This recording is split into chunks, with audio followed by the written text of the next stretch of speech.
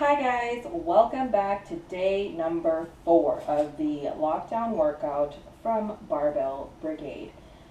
So for this workout, it will be a full body push, posterior, single leg Romanian deadlifts, 3 sets of 20 reps each side, and then a single glute bridge, 3 sets of 15 reps each side, and an inchworm, 3 sets of 20 walkouts.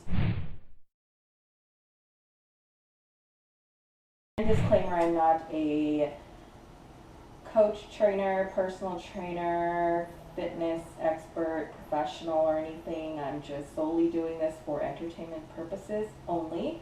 Let's go ahead and get started with this workout. I'm going to be using an equalizer bar because I do have a knee injury on my right knee.